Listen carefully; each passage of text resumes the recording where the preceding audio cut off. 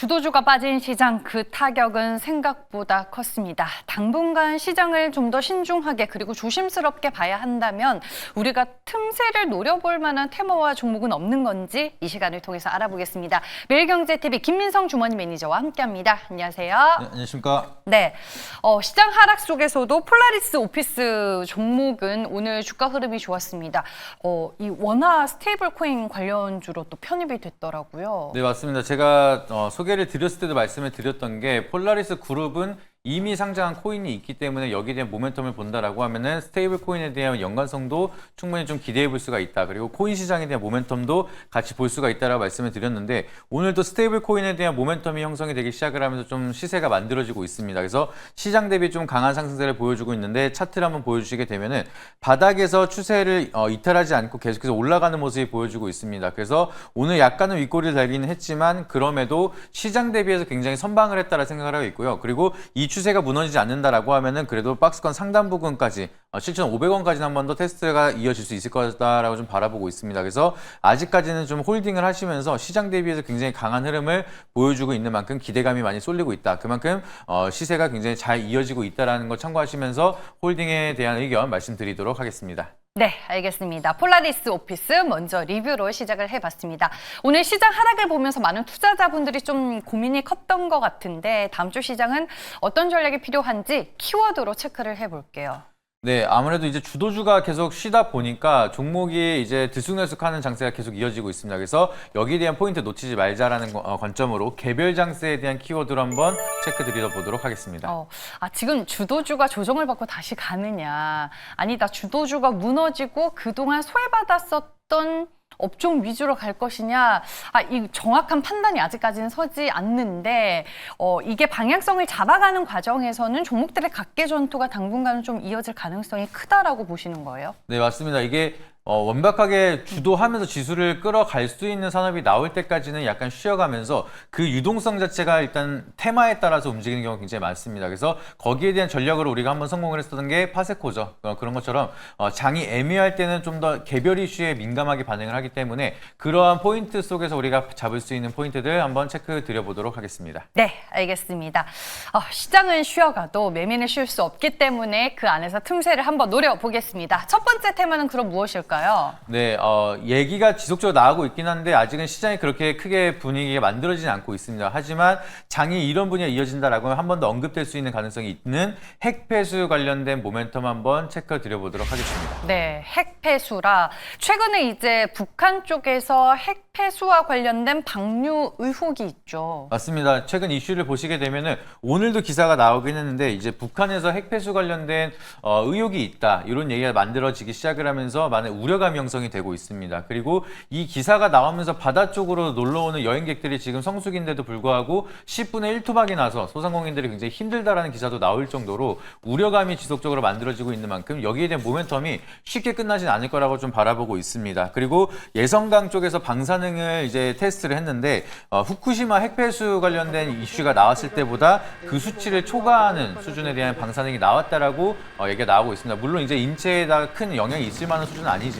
후쿠시마 때도 굉장히 좀 노이즈가 많았었던 만큼 이번에도 예성강 방사능이 조금 커다랗게 이어진다. 이거는 결국은 우려감이 형성이 되면서 주식시장에도 좀 반응이 나타날 수가 있다 보니까 여기에 대한 노이즈 한번 같이 체크해 보도록 하겠습니다. 네, 알겠습니다. 어떤 이슈가 있는지 저희가 먼저 체크를 해봤고요. 장점과 단점도 분석을 해볼게요. 네, 일단 장점으로 보시게 된다라고 하면은 이게 우려감이라든지 노이즈가 워낙 많다 보니까 여기에 대한 반사적인 수혜를 받을 수 있는 업종들이 좀 상대적으로 많이 있긴 합니다. 그래서 여기에 대한 좀 기대감이 커질 수가 있다 보니까 좀 반등이 나올 수 있는 산업들이 일부 조금 많아질 수가 있다는 점이 좀 장점이라 보시면 좋을 것 같고요. 여기 안 나오나요? 네, 장점과 단점 네, 나올 겁니다. 네. 조금만 기다리세요. 일단 쭉 설명을 드리도록 하겠습니다. 네.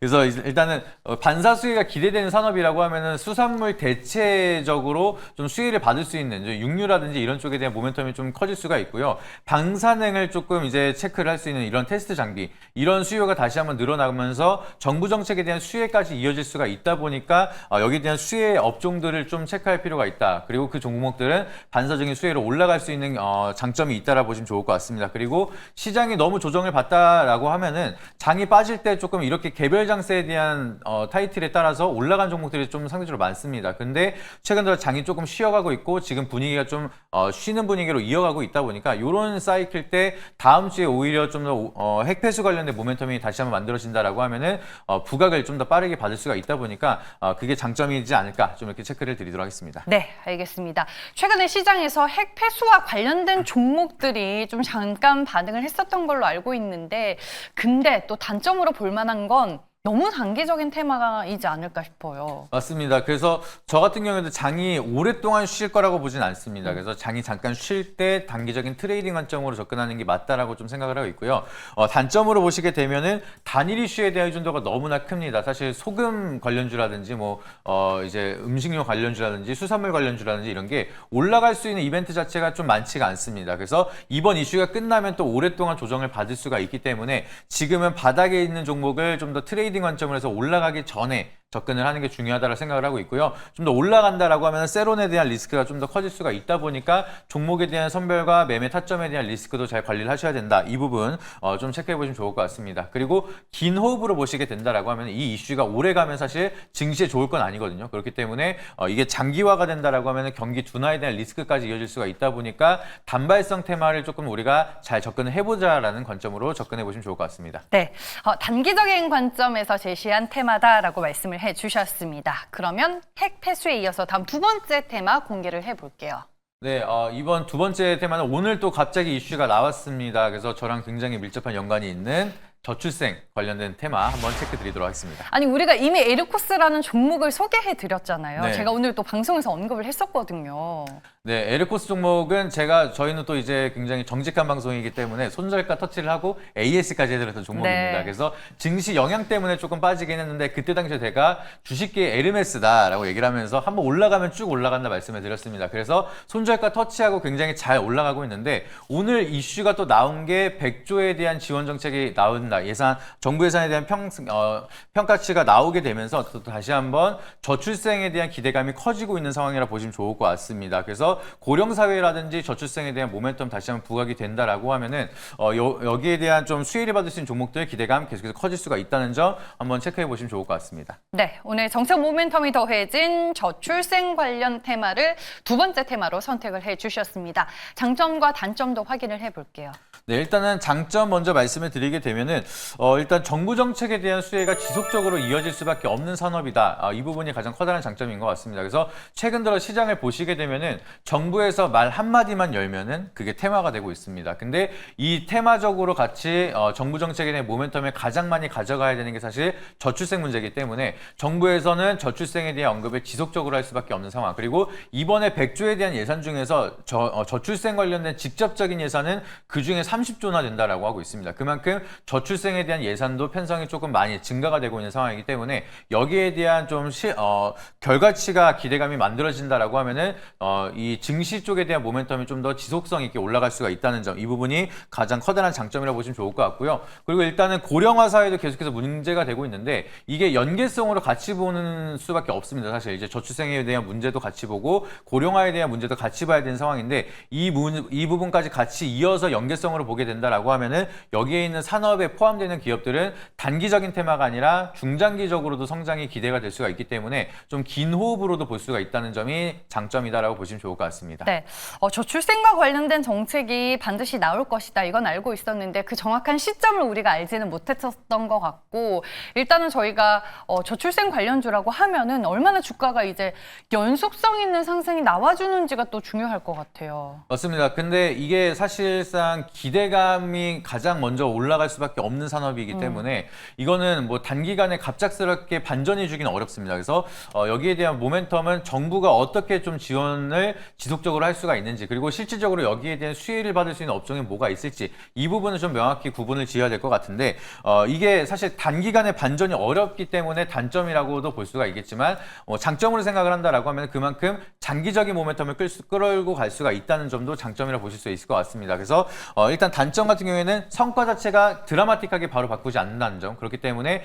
테마적으로 먼저 움직일 수가 있다는 점. 그리고 실적에 대한 연계성이 낮은 종목들도 분명하게 있습니다. 그래서 막상 들여다보게 된다라고 하면은 사실상 정부 정책의 수혜를 받지 못하는 종목들도 분명하게 있을 수 있다 보니까 항상 말씀드리는 똑같은 정책 속에서도 종목에 대한 선택과 집중이 가장 중요한 게 바로 저출생이다. 이렇게 기억을 해보시면 좋을 것 같습니다. 네, 알겠습니다. 이렇게 해서 오늘은 핵폐수 그리고 저출생 두 가지 테마에 대해서 알아봤습니다.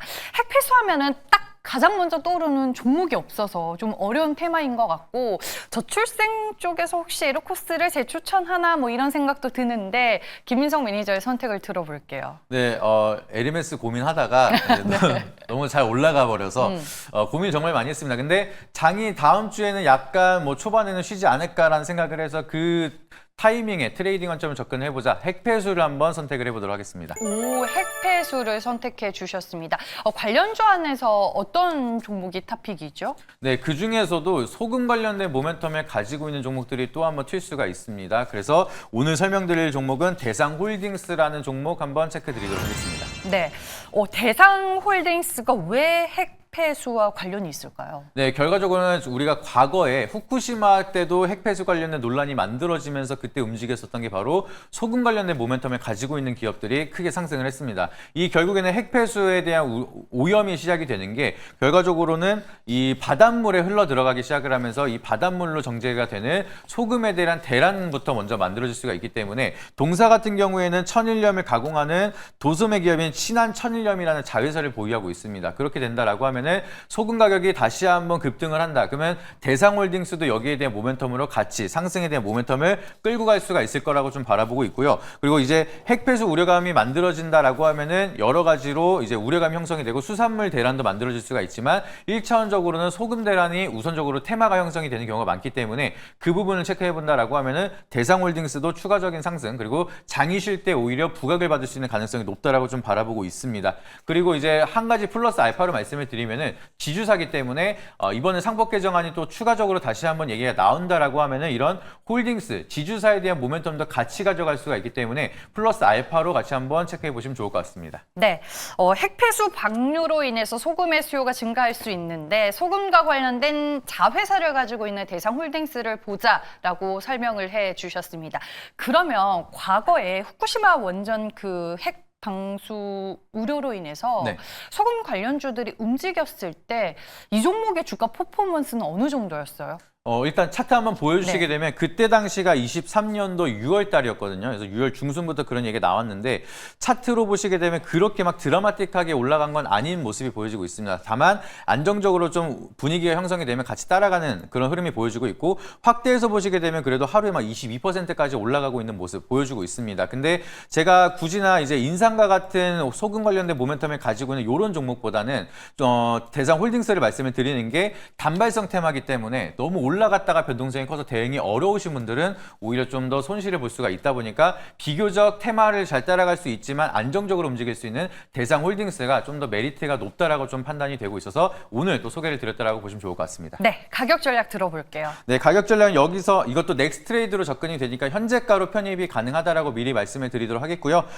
지금 추가적으로 반등이 나온다라고 하면 박스권 상단 부근인 15,000원까지 1차 목표가 제시드리도록 하겠습니다. 그리고 추세를 이탈하는 손절가는 9,500원 제시드리도록 할 테니까 가격 전략 참고해서 대응해 보시면 좋을 것 같습니다. 네, 알겠습니다. 다시 한번 언급드립니다. 넥스트 트레이드에서 현재 거래가 가능하다라는 점 참고하시길 바라겠습니다. 오늘은 이제 무방이 없어서 마지막으로 하고 싶은 말씀 없으신가요? 네, 네이버 밴드 그렇게 말씀드리니까 갑자기 당황스럽게 한데 네. 네이버 밴드에 김민성 검색하시게 되면은 장이 조금 흔들릴 때마다 조금 속상하신 분들이 계실 것 같은데 지금까지 워낙 좋았고 유동성도 좋은 장세다 보니까 너무 일희일비하지 마시고 주식에 대한 걱정 내려놓으시고 주말에 대한 이벤트 같은 경우에는 제가 또 체크를 드리도록 할 테니까 걱정 없이 또 마음 편하게 네이버 밴드 김민성 검색하셔서 다양한 인사이트 참고하시면서 조금 마음 편하게 주말을 잘 보내시라고 말씀드리고 싶습니다. 네, 우리는 항상 이제 좋았을 때 기억이 더 크기 때문에 오늘의 시장 하락이 그렇게 탐탁지는 않습니다. 시장에 대한 고민 네이버 밴드를 통해서 조금 해소해 보시길 바라겠습니다. 대결 내일의 테마는 여기까지고요. 지금까지 매일경제TV 김민성 매니저와 함께했습니다. 고맙습니다.